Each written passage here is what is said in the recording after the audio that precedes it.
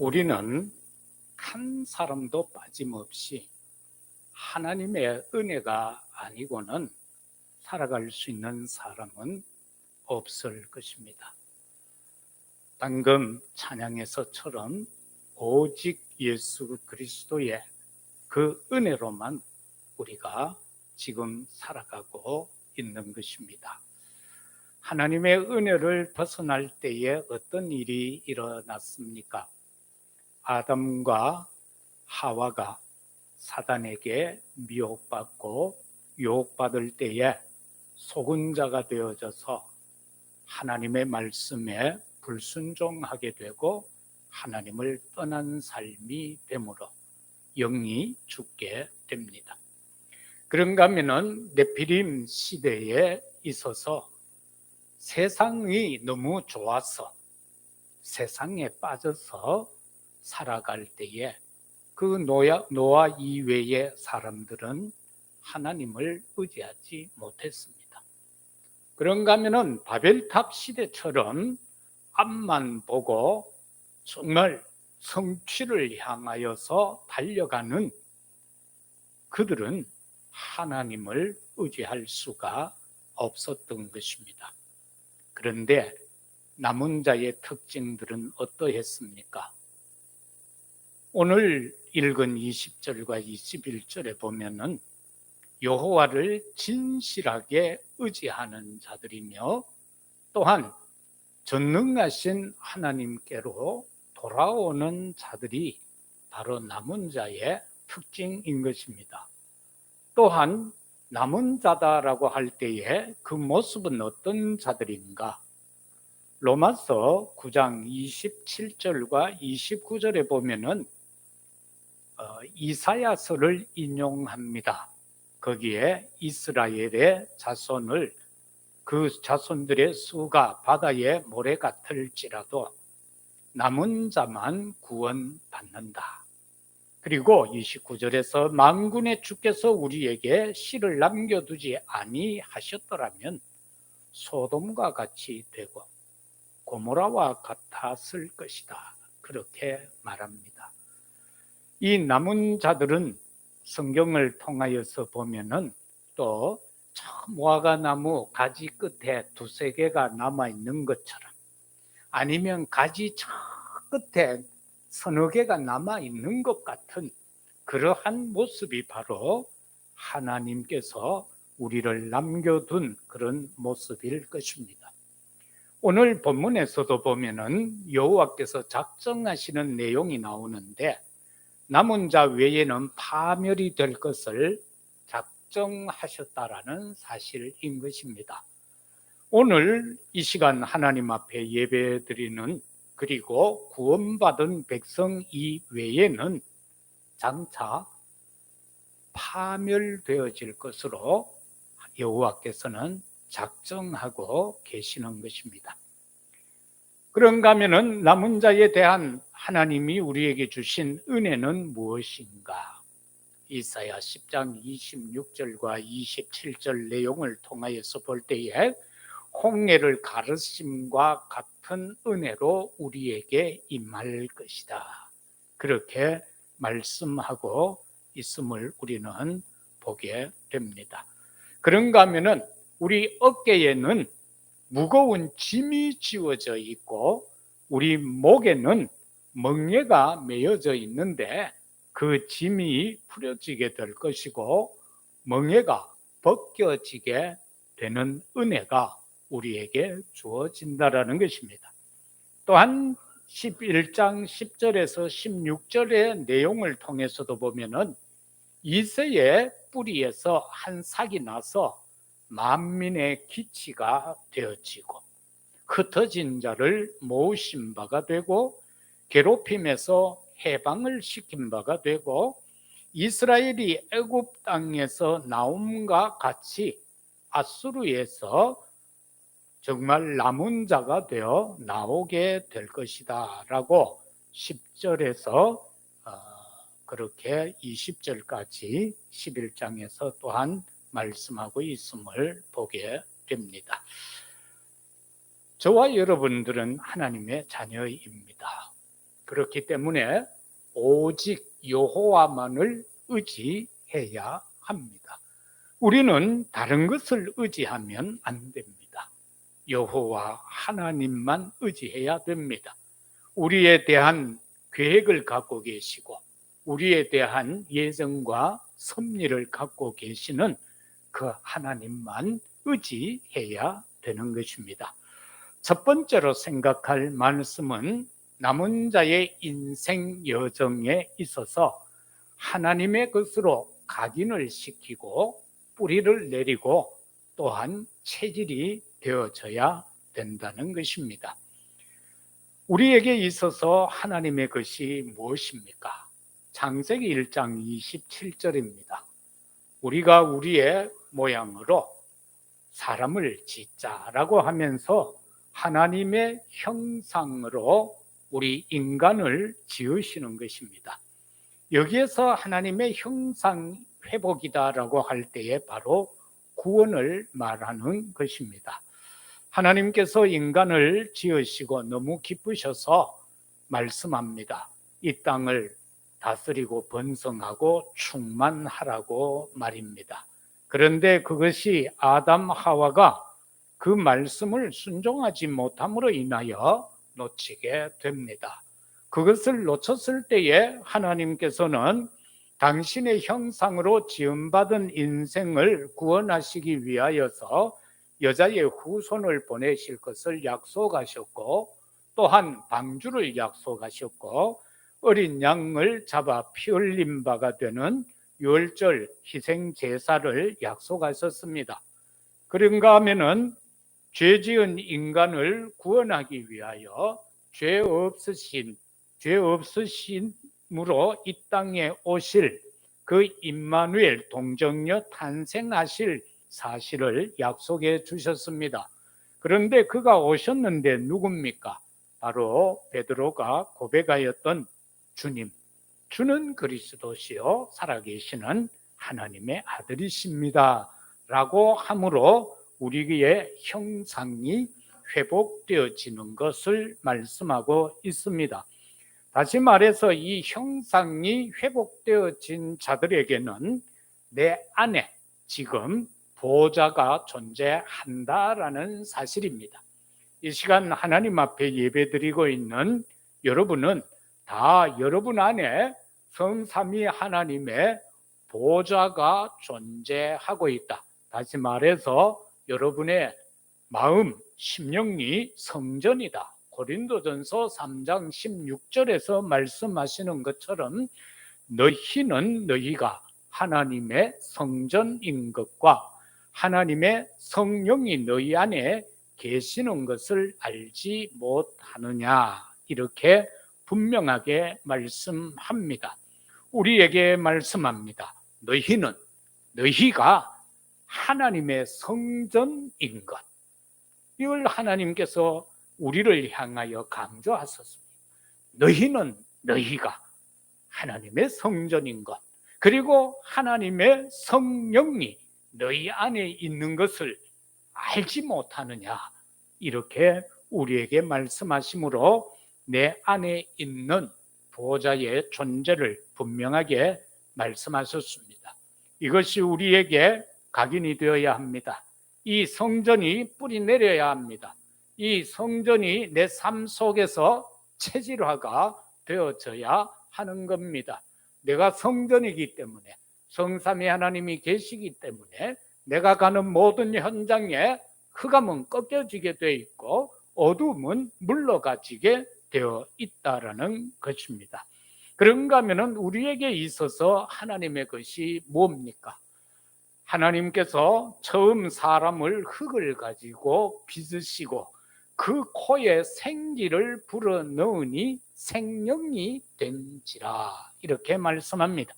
그런가 하면 예수님께서 이제 승천하시기 전에 말씀하시지요. 내가 가야 아버지께서 보혜사를 보내신다라고 말입니다. 이 시대를 살아가고 있는 구원받은 저와 여러분은 오직 성령 충만함으로만 살아갈 수가 있습니다. 하나님의 백성이 성령 충만을 덧입지 못하면은 이 땅의 모든 존재는 흑암 사단에게 끌려다닐 수밖에 없는 겁니다. 하나님의 자녀임이 틀림없는데 주인 행세를 하는 것이 사단이 주인 행세를 하고 있고, 거기에 우리는 자식 노릇을 하고 살아가는 것입니다. 그렇기 때문에 우리는 분명히 깨달아야 할 것, 내가 성령 충만하다면은 내 안에 임한 시공간 초월의 힘이 존재한다는 사실, 이것을 승천하시기 전에 예수님께서 우리에게 약속해 주신 것입니다. 사도행전 1장 8절 아닙니까? 오직 성령이 너희에게 임하면 너희가 권능을 받게 된다는 겁니다. 그래서 우리에게 예루살렘, 유다, 사마리아 땅끝까지 이르러 증인이 될 것이다. 힘 없으면 증인이 안 되지요. 힘이 있어야 우리는 누군가를 도울 수가 있고 누군가를 살릴 수 있기 때문에 그러합니다. 그래서 창세기 2장 7절에 나오는 코에 생기를 불어넣으니 생명이 된지라, 바로 하나님의 원하셨던 그 인생이 되어졌다라는 사실입니다. 창세기 2장 1절에서 28절에 나오는 잃어버린 것들을 회복하는 것에 있어서 중요한 것은 뭐냐? 하나님의 말씀인 것입니다. 히브리서 4장 12절에서 나오는 것도 말씀이지요. 바로 여호와 하나님의 말씀은 어떤 양면, 날선, 어떤 검보다도 더 예리하다. 그래서 우리의 혼과 영, 심령, 골수 이것까지도 찔러 쪼개고 남음이 있다. 치유의 역사가 일어난다라고 했고요. 또 에스겔을 통하여서 37장, 에스겔서 37장 1절 이하에서 보면은 거기에서 에스겔을 데리고 가서 해골대가 가득한 그 골짜기에서 하나님이 말씀합니다. 인자야, 이 뼈들이 살겠느냐라고 할 때에 에스겔의 명답이 나옵니다. 그것은 주님이 아십니다. 우리가 할 수 있는 게 아니죠. 우리는 한다 해도 안 되고 안 된다고 해도 안 되는 것이 우리 인간인 것입니다. 거기에서 그럴 때에 말씀을 대언하라라고 했습니다. 이 세상에 해골대와 같은 인생이 살아날 수 있는 것은 하나님의 말씀밖에 없습니다. 그 어떤 것을 가지고도 인생을 살릴 수 있는 것은 없습니다. 낙심된 인생에게도 하나님의 말씀이 들어가야 하는 것입니다. 예배 성공이 되어져야 한다라는 사실인 것입니다. 왜 그런가 하면은 우리가요, 믿음이 떨어졌다라고 할 때에는 주로 보면은 하나님의 말씀에 집중하지 못합니다. 하나님의 말씀에 집중하지 못하면은 자연스럽게 믿음이 떨어질 수밖에 없고 낙심의 길로 갈 수밖에 없습니다. 그 때문에 하나님의 말씀은 우리에게 있어서 양약입니다. 우리에게 있어서 양식인 것입니다.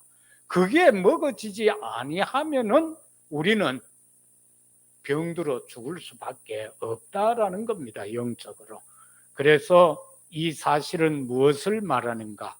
내 안에 237 나라의 빛을 발하는 그 힘, 그거 회복되어지는 것은 말씀이다라는 사실인 것입니다. 그래서 이사야 60장 1절에서도 보면은 일어나 빛을 발하는데 그 빛이 어떤 빛이냐? 영광의 빛이다. 그렇게 말씀하고 있는 것입니다. 하나님의 말씀을 통해서 우리는 하나님께 영광을 돌릴 수가 있다라는 사실입니다. 그 영광의 빛이 들어갈 때에 모든 것이 이사야 60장에 보면은 회복되어져 돌아오고 있습니다. 아들, 딸들이 업혀오고 안겨 온다라고 했습니다. 그러한가 하면은 계달에 참 많은 양들이 배에 은금보화가 실려서 온다라고 했습니다. 그러면서 60장 마지막에 가서 여호와께서 하시는 말씀이 그 작은 자가 천명을 이룰 것이고 약한 자가 강국을 이룰 것이다. 나 여호와가 때가 되매 속히 이루리라라는 것입니다. 우리가 수고하고 노력해서 되어지는 것이 아니라 하나님의 계획 속에 우리가 들어갈 때에 하나님께서는 작은 것을 가지고도 천이 되겠다라고 말씀하셨습니다. 약한 것을 가지고 강국이 되겠다라고 했습니다. 그걸 이루시는 누군가? 바로 나 여호와다. 때가 되면 내가 속히 이룰 것이다. 그렇게 약속하고 계시는 것입니다. 남은 자라고 할 때에 이 남은 자는 발로 순례자와도 같은 것입니다. 우리가 좀 번년의 철로 역정을 보더라도 장차 망할 이 장망성에서 저 천성을 향하여 가는 기독도의 삶이 바로 순례자의 삶인 것입니다. 남은 자의 인생 여정은 기도를 알고 누리는 응답이어야 한다라는 것입니다.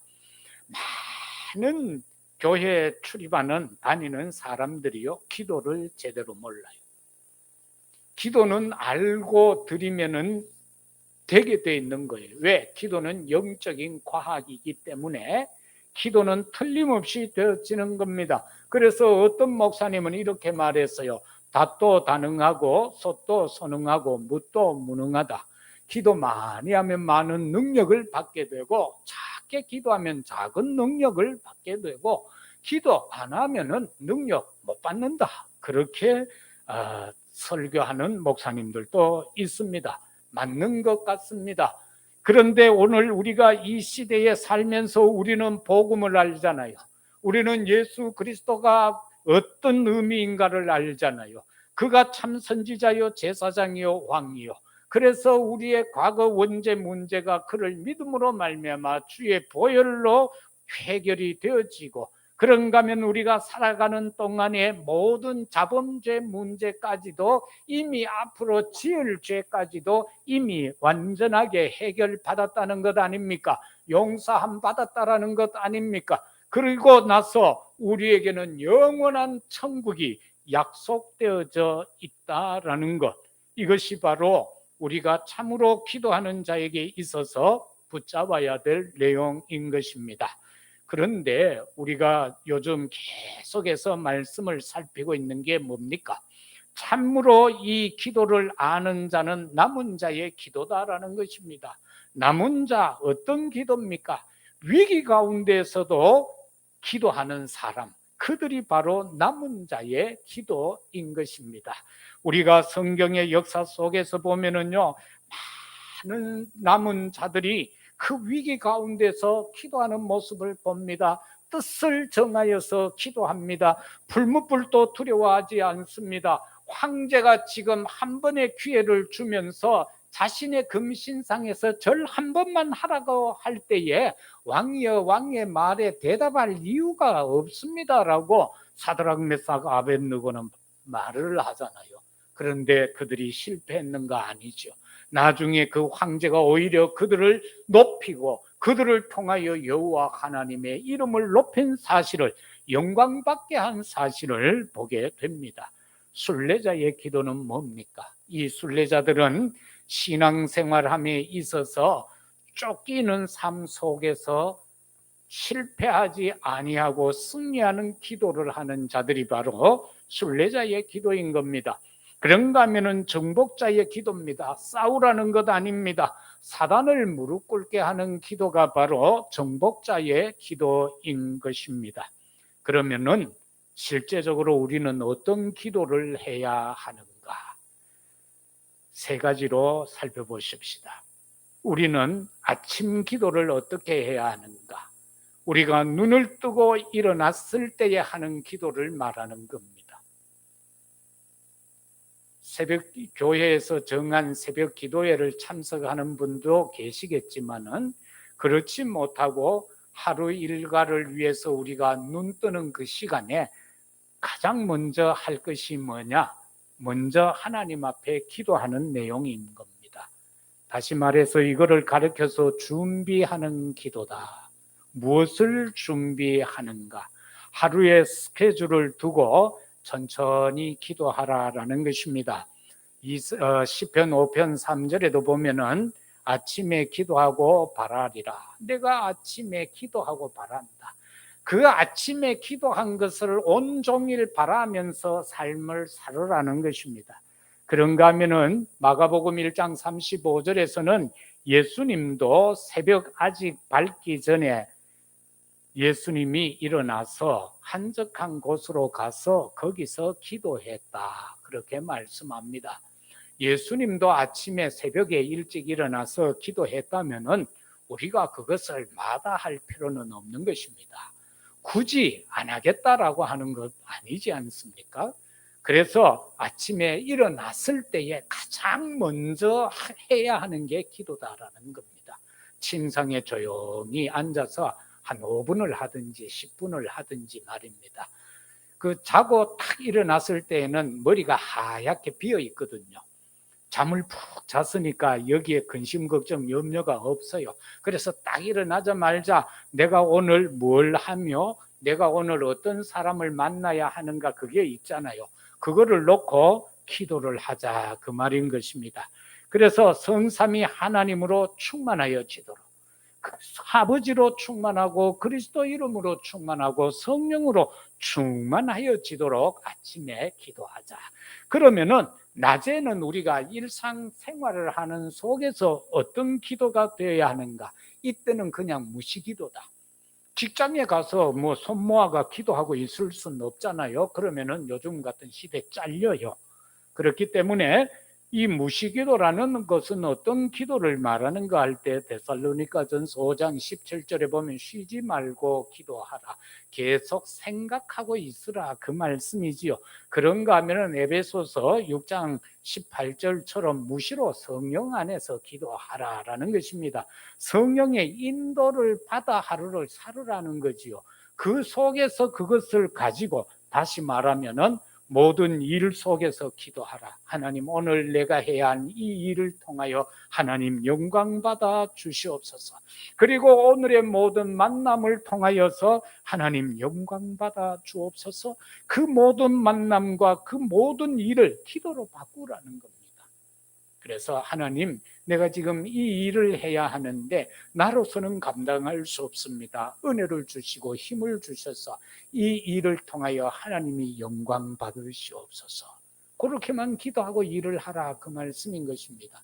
그거는 뭐 우리가 기도하는 자세를 취하고 할 필요가 없는 거죠. 그냥 일을 하면서 그렇게 하나님 앞에 생각하면 되는 겁니다. 그러면은 밤에는 어떻게 하는가? 우리가 일과를 마치고 밥을 먹고 이제 자기 전에 그 긴 밤 말입니다. 그 밤은 어떻게 해야 할 것인가? 그때는 깊은 기도를 하라라는 것입니다. 마태복음 26장에 들어가면은 예수님이 겟세마네 동산에 제자들을 데리고 올라가서 기도하는 장면이지요. 베드로하고 요한, 야고보 여기 있으라, 다른 제자는 이 밑에 있으라, 또 사랑하는 제자는 여기 있으라, 당신은 저 앞에 가서 바위에서 기도하시지요. 그러다가 한참 기도하고 내려오니까 이것들이 기도 안 하고 잠들어 있는 거예요. 그래서 예수님이 말씀합니다. 잠시도 깨어 있을 수 없더냐라고 말입니다. 그래서 우리가 이 자기 전에 좀 깊이 기도를 할 때에 치유하는 깊은 기도도 되어질 수가 있다. 나의 연약한 부분을 가지고 하나님 앞에 좀 깊이 기도하는 겁니다. 하나님, 어떻게 하면 좋겠습니까?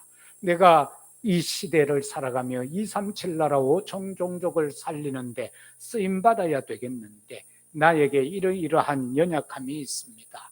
아버지, 이걸 어떻게 하면 좋습니까? 하나님, 내 힘으로는 어떻게 할 수 없습니다. 아버지여, 은혜를 주셔서 이 문제가 해결되어질 수 있도록 역사해 달라고 말입니다.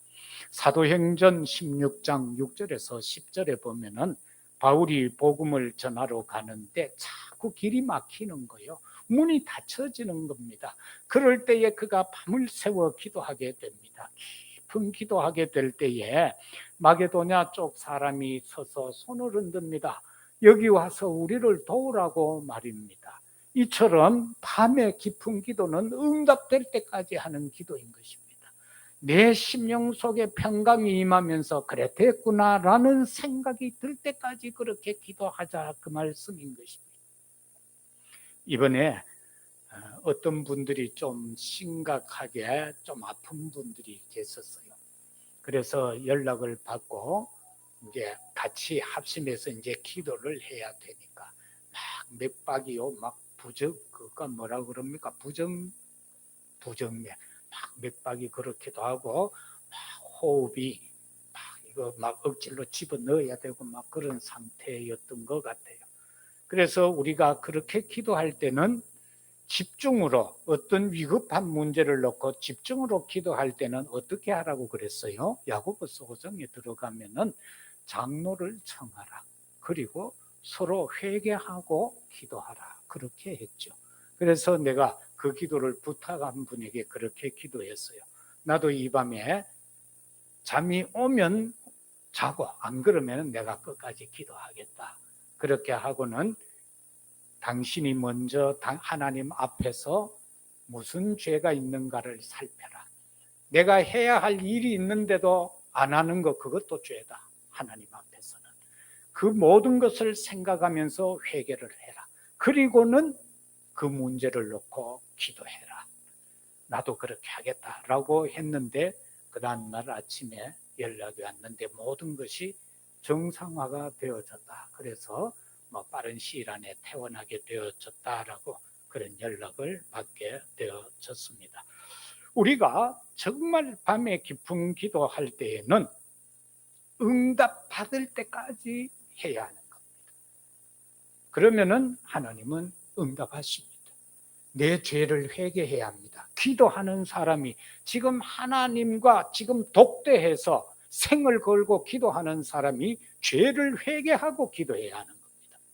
하나님, 내가 이런 해야 할 일이 있는데 내가 목사로서 이런 거를 해야 하는데 못했네요.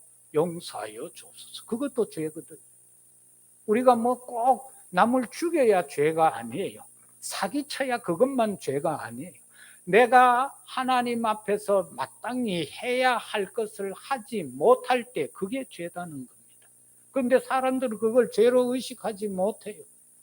그래서 우리가 이 밤에는 그렇게 기도하면 되어진다. 주로 목회자들은 밤에 깊은 기도하면서 뭘 해야 하는가? 메시지 정리를 해야 한다. 메시지 정리를 해야 한다. 그래서 메시지를 적어놓고 기도하다가 떠오르면 빨리 적어야 돼요. 안 적으면은요, 한 10분, 20분 지나면은 그거 생각났던 게 아무리 온종일 막 애써도요, 생각이 안 떠올라요. 그래서 항상 메모지를 넣어 다녀야 되고, 필기 도구는 갖고 다녀야 돼요. 그래서 기도하다가 아니면 운전하고 가다가도 뭐 떠오르면은 기록을 해둬야 돼요. 그게 모여서 결국은 목회자에게 있어서는 설교가 되어진다라는 것입니다. 그러면은 여러분은 여러분 나름대로 삶 속에서 이거를 적용해야 되는 것입니다. 마지막으로 남은 자의 인생 여정에서 결론은 뭐냐? 저와 여러분 틀림없는 남은 자 맞습니다. 우리는 남은 자의 인생의 여정을 걸어가는 순례자임이 맞습니다. 그러면은 우리가 왜 걸어갑니까? 그 결론이 뭡니까? 무엇을 위하여 걸어갑니까? 오직 유일성 재창조를 이루기 위하여서 가는 겁니다. 거기에 답은 바로 전도와 선교인 것입니다. 하나님은 나를 통하여서 뭔가를 하기를 원하십니다. 나를 통하여. 그런데 항상 우리를 가로막는 사단의 역사가 있습니다. 창세기 3장 4, 5절에서 나오는 것처럼 바로 나 중심입니다. 사단은 계속하여서 우리가 하나님의 일을 못하도록 나 중심으로 살도록 만들어드립니다. 그런데 15절처럼 하나님 중심으로 살아야 합니다. 우리가 나 중심이 아니라 하나님 중심으로 살 때에 오직과 유일성과 재창조 역사 속으로 들어갑니다.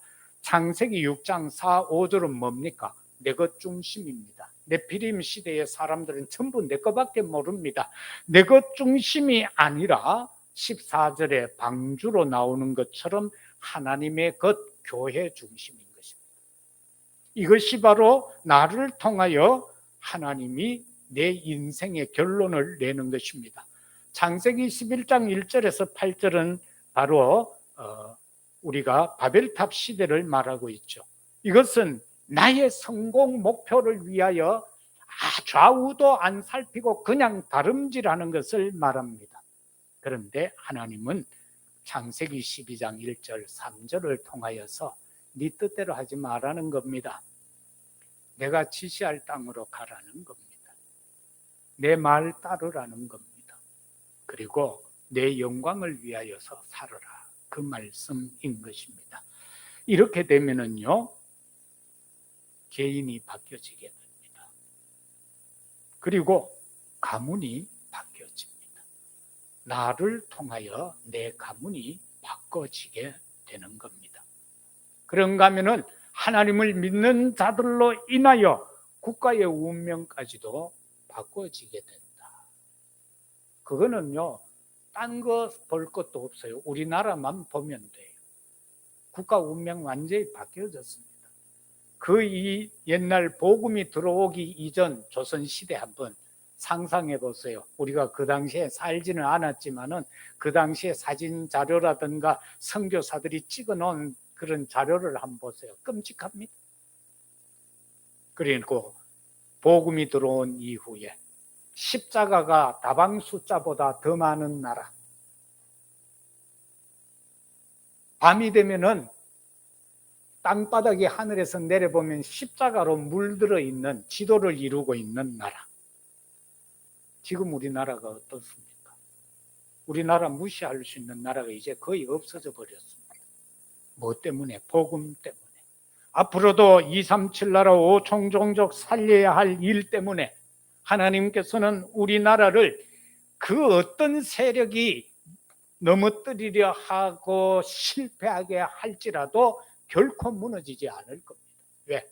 아직은 하나님이 사용해야 될 나라이기 때문에 그러합니다. 그래서 너무들 걱정 마시고요, 염려 마시고 하나님 앞에 서셔서 하나님이 나를 통하여 원하는 게 뭔가, 거기에만 초점 맞추십시오. 그러면은 하나님은 여러분을 통하여 237 나라 5총 종족 살려야 되기 때문에 거기에 합당한 은혜와 능력과 힘으로 역사하시게 될 겁니다. 그 다음에 우리는요, 그리스도의 몸된 교회입니다. 우리의 결론은 교회, 하나님은 남은 자를 통한 교회를 통해서 결론을 내리려고 하고 있습니다. 그게 바로 뭡니까? 교회를 통한 창조의 빛을 비추기를 원하십니다. 교회를 통한 하나님의 영광의 빛을 비추기를 원하십니다. 교회를 통한 베드로전서 2장 9절에서처럼 바로 하나님의 아름다운 것을, 그 빛을 선전하기를 원한다라는 사실입니다. 교회 존재 목적입니다. 이것을 우리가 놓쳐서는 아니 될 것입니다. 그 다음에는 현장과 업입니다. 우리 모두는 현장이 있습니다. 그리고 우리 모두에게는 업이 있습니다. 직장이 있고 사업이 있고 우리 자녀들에게는 학업이 있습니다. 이걸 통해서 무엇을 하라는 것입니까? 땅끝까지 복음의 증인이 되라는 것입니다. 그러기 위해서 로마서 16장 1절에서 27절처럼 그 응답자들이 되라라는 사실인 것입니다. 이렇게 될 때에 우리에게는 237 치유 서밋이라는 엄청난 응답과 기도 제목을 붙잡게 될 겁니다. 이 속에서 빛의 경제 응답, 선교 경제 응답, 그런가 하면은 렘넌트 경제 회복의 축복이 일어날 것입니다. 지금 우리 대에는 그렇다 할지라도 앞으로 렘넌트들을 통하여, 젊은이들을 통하여 하나님께서 역사하실 때에 어떤 일이 일어날 것인가, 우리는 이 사실을 놓고 지금 내 삶의 현장에 최선을 다하면서 우리 후대를 통해서 237 나라 책임질 수 있는 이와 같은 축복자가 나오도록 기도하라, 그 말씀인 것입니다. 내 자녀 가운데서 이 응답자가 나오도록 우리는 기도하자, 그 말씀인 것입니다. 말씀을 맺겠습니다. 우리를 향하신 하나님의 뜻이 무엇겠습니까? 남은 자의 인생 여정을 우리는 어떻게 걸어가야 되겠습니까? 복음 때문에 하는 헌신자가 되시기를 바랍니다. 복음 이외의 헌신은 하나님이 받지 않습니다. 거기에는 역사하실 수가 없습니다. 복음 때문에 하는 작은 헌신이라도 복음 때문에 할 때에 보좌의 축복의 역사가 일어날 것입니다. 복음 때문에 하는 기도, 여기에는 시공간 초월의 역사가 일어날 것입니다. 복음 때문에 하는 하나님 앞에 드려지는 헌금, 237 빛의 경제 회복의 역사가 일어나게 될 것입니다. 우리를 향하신 하나님의 뜻은 이사야 12장 1절에서 3절의 내용을 보면은 감사하라, 그렇게 내용이 기록이 되어져 있습니다. 남은 자의 여정을 걸어가는 여러분, 한순간이라도 감사하며 살아가십시오. 모든 것을 감사하시기를 바랍니다. 이사야 12장 4절에서 5절을 통해서 보면 여호와의 아름다운 일을 온 땅에 선포하는 것이 바로 우리를 향하신 하나님의 뜻입니다. 그리고 데살로니가전서 5장 16절에서 18절처럼 항상 기뻐하라, 쉬지 말고 기도하라, 범사에 감사하라, 이는 너희를 향하신 여호와 하나님의 뜻이니라, 이렇게 분명하게 약속하셨습니다. 남은 자의 인생 여정을 걸어가는 성도 여러분, 오늘의 말씀을 의지하여 이 한 주간도 현장에서 승리하는, 하나님께 영광 돌리는 우리 모두가 되어지시기를 예수 그리스도 이름으로 축복합니다. 아버지 하나님, 참으로 감사합니다. 저 무화과 나무 끝자락에 한두 개가 남은 것처럼 그 가지 끝자락에 서너 개가 남은 것과 같은 모습에 우리를 남겨두시고, 오늘 또 우리에게 성령으로 충만케 하시고 말씀으로 충만케 하시고 기도로 충만케 하시며 전도로 충만케 하셔서 하나님의 나라를 위한 여정을 걸어가는 자 되게 하시니 감사합니다. 이 한 주간도 현장에서 감사하며 살게 하시고 여호와의 아름다운 일을 선포하며 살아가게 하옵소서. 항상 기뻐할 수 있게 하옵소서. 쉬지 말고 기도할 수 있게 하옵소서. 범사에 감사하며 살게 하옵소서.